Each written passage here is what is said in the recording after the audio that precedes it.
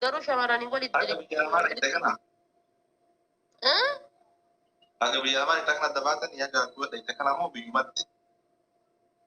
Akkuma biyyan baadhaa kan adda baane Kuweetitti mana tokko keessa hojjetaa turre ani isiin jechuudha. Inni hoo eessa jira? Biyya jira inni. Mana tokko keessa hojjeta. Silkii isiitiin itti haasayaa ture ani yeroo sanitti silkiin qabu waan ta'eef silkii isiitiin isa bilbilee isaan waliin haasaya. Isaan waliin qaaqa. Isiin gaafa ammaa gootii guyyaa yoo ani itti haasayaa bule isiin ilma bira hojjetti ani intala bira haadha bira hojjedha. Guyyaa yoo ani itti haasayaa oole isiin ammoo halkan itti haasayaa bulti. Inni guyyaa na haasofsiisa halkan isii haasofsiisa. Birriin ergiti yoo an birrii 10,000 Itoophiyaa ji'atti erguuf isiin ammoo 20,000 ergitiif oobarii goote. Meeqa ergaa hartaan naan jettan 10,000 jiraan isiin ammoo 20,000 goote ergitiif.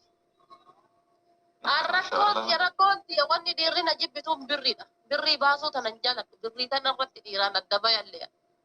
Akka malee jaaladha birrii akka malee. Ilaa ammaa kaayiroo dhufe tana. Wama fedhan soo ta'etti boorsaa birrii kiyya lafa kaa'uun jaaladhu. Abbaa fedhe mana abbaa fedhee oola jechuudha. Birrii akka malee jaaladha. Du'ee jaaladha birrii. Maaliifuu isitu nama kana na godhe. Qarshituuyyuu sadarkaa amma irra jiru kana na geesse jechuudha. Yeroo biyyaa bahee gara Kuweetii dhufus ta'ee gizee Kuweetiin keessaa deebi'ee gara biyya kiyyaatti galus ta'ee biyya irraa deebi'ee ilaa dhufu ta'ee isituuyyuu dildila kana hunda na ceesisiise waan ta'eef ani birrii akka lubbuu xiyyaatti jaaladha. Maali bakka isin hin jedhe kabajaan hin jirtu abbaa fedhe soo ta'e eenyus hin jaallatu amma siuma kana jechuudha. Haatummaa manaa tante bareedduun tun tan ilmoo sirraa dhaltu tun yoo dhati qarshii kan qabaanne harkuma duwwaa guyyaa hundaaf hoosii teetes hin jaallatu. Abadan. Kanaafuu yoo ani birrii hin jaaladha birrii sirriitti jabeeffadha birrii. Birrii maaf dhiiraan adda bayaan yeroo adda bahu. Ammas ta'ee deebi'an rabbiin ana kanatti qabu hundaa dhiiruma birrii jaallatu rabbiin akka. Kan guyyaa takkaaf dubbisullee dhiiruma birrii jaallatu.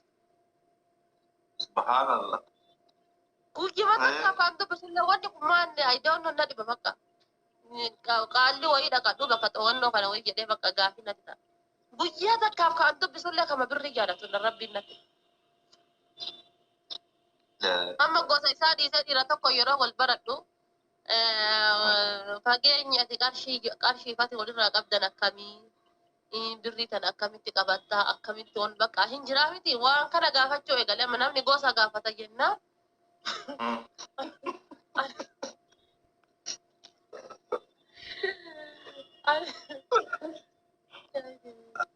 Ati ageen hangam akka inni birrii isa gaafattaa isa qorattaa. Anamma osoo walitti dhumnee jaalala keessa wal galchinee walii hin daakini qarshii hagam jaalattaa bakka hin jiraa miti birrii tan akkamitti qabachuu feetaa.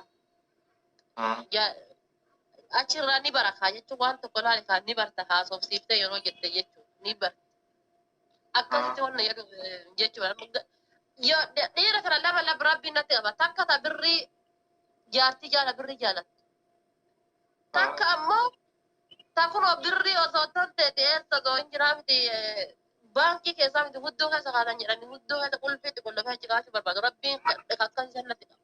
Walla osoo waan baankiin kaa'atan achi keessa kaa'atan yaani kakaa'achuu danda'amu ta'e kakaa'atu jechuudha. Kennaadha kuni. Kanaafuu amma yeroo baay'ee jechuudha haati faateetummaa fi neerumtuu minaaminooidhaan. Ani yeroo baay'ee dhiiruma birrii fi bololuuf dhiiruma birriif du'u rabbiin irra na buusa. Kanaaf jecha homaa gochuu hin dandeenye. Taa'ii mee amma fakkeenya nama tokko ammati miskiina tokko osoo jaalate akkam goote nama birrii hin qabne wayii dhuumatti. Silaa adama dhalaa yeroo hedduu birrii qabdu birrii nama dheetti beeku. Si qofaa miti. Si qofaa biyya kamuu keessa amma warri birrii jala deemu kuni gonkumaa waliigaltee nama hin qaban yeroo kamuu jechuudha of shakkan. Waan dalagan kana fakkeenyaa fi namni tokko yeroo baratillee maallaqa uuma qabdu baafta beekta. Osoo qabaachuu baattee hin baaftu illee beeka. Garuu waan qabdu maallaqa ni baafta. Mee akkamitti gama kana amanta namni tokko yoo si jaalate fakkeenya birrii malee yoo si jaalate mee akkamii amantaa lafaa deema.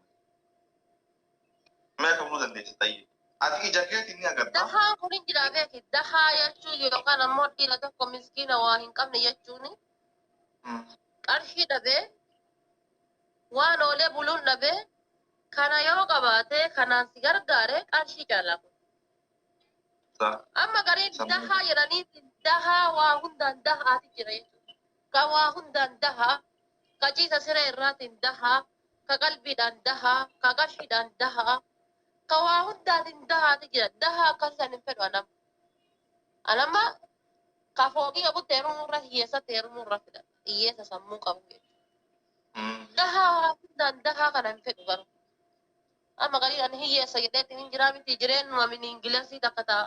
Faayidaa hin qabne takka akka waan guyyaa jiru أجل beeku yookaan immoo qaxaroo beellamaa wayii beeku adda fakkeenya bakka takka irraa gara bakka takka galuudhaaf yookaan iftaan deema jettee karaa saga iftaaniitiif akkas godhata jettee jireenya wannoo jiraatu takka hin jirtu. Gariin ka صح jireenya akkas jiraatu jira. Ka akkasisan hin fedhu nama odoo inshaallah dhaabadhee hafe hin fedhu akkasisan. هي أبدي كنت يعني وان ترتب تنفك Hiyyeessa عنك waa عمل hundarraa dachii tanarraa abdiin kutate bakka akka waan guyyaa du'aa beeku wayiti. سبحان الله Hin fedhu والله akkasisan nama. dhugaa amma namni akkasumne aboo adiin kun waggaa dhibba jiraatu mallaqa qabaadhee achi hin gahu dalagaa akkasii maal waan adee tana hagafituu hundama jechuu ka hora ittiin baaftu yaani kaayoon qabu jechuu. Akkasi baas hin jiraa miti. Saamunaa ittiin bitadhu hin qabu jedhee kaasii takkitti 15 tokko godhachuu. Kootii kaleessuma giteen hadda argitu. Osoo qabaatellee fuudhee dhuffatu bakka hiyyoomate waa hundaan hiyyoomate jechuudha. Yaadaan Sammuu hiyyoomaa bakka sammuu isaa mul'ata isaa keessatti sammuma hiyyoomate wallahi dhugaa. Aanaa kakkan sun garaa jala nyaatu. Amma saree deebi'atiin jireenya kiyya keessa illee galchuuf hin yaadu nama akkasi. Kan hin jiraa miti akkuma osuma bineensi fardi lafa jiru bineensi ciree nyaatee fidee gana deemee gubbaa lafa dhufu farda tokko tokko akkasiiti jira jechuudha. Hin fedhu akkasii. Amma saree umurii irraa deemte tokko.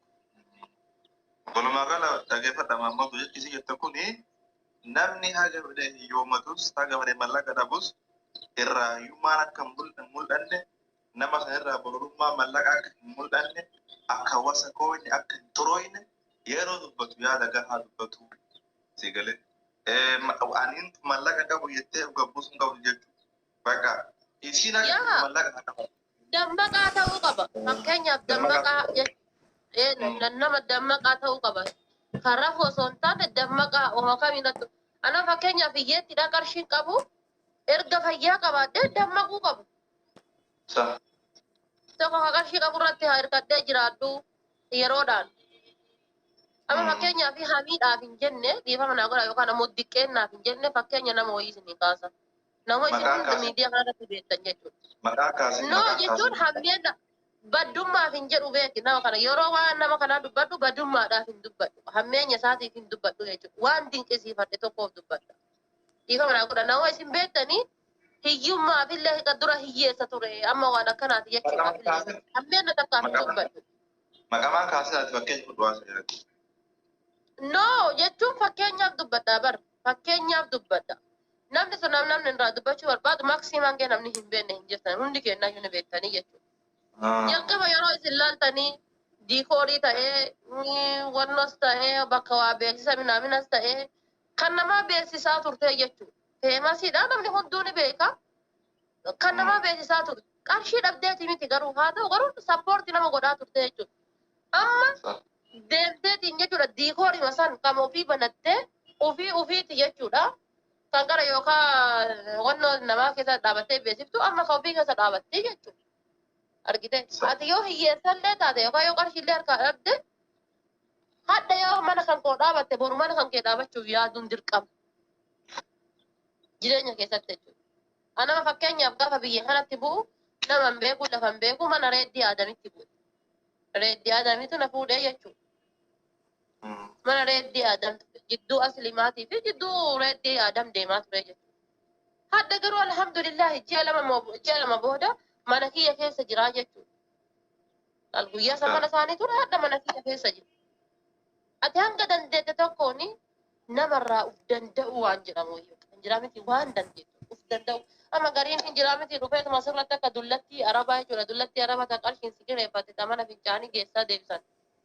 Uf gadhiifti sirratti haa tol baadhattuuf jechuudha. Sun maaliif qarshii bakkas taate Garuu ati akkasii of gadhiisuu hin qabdu. Dhiirri gariin akkasii jiraachuu qabdu. Albee doomaadhaan eegee waraanteen sochoonetu jira akkasii. Dubartii barra gaduuf dhiiseetumaan jiraatu. Wallaahi. Nama hin fedhu waan akkasii. Wallaahi dhugaa rabbi uf gataa jechuudha. Isiin ulfa gara baadhattee ulfarraan zambeelii baadhattee inni ninkiyya olma qajeelee duukaa isii deema. Karabbiin hin dhooggadhu maaf itti rarraase jechuudha. Subhanallah. Inna lillahi wa inna ilaihi raji'un. Inshallah rabbiin hamilee gaarii, jaarsa gaarii kan taaf kan agartee akka itti barbaadu wanta bisifaa kennu ammas dhugaadha waan itti kaaftee warroonni fakkeenya dhiirri keenya kan mallaqa hin qabne yookaan dhalaa mallaqa qabdan fuutan of gatuu hin qabdanii jechuudha. Bakka shoshosha'i. Too yoo mallaqaan dadhabde sammuu shoshosha'i. Sammuu kee kana shoshosha'i waan akkana. Waan nama si dubbatanii dhalaa isii qofarraa hin itti beeki.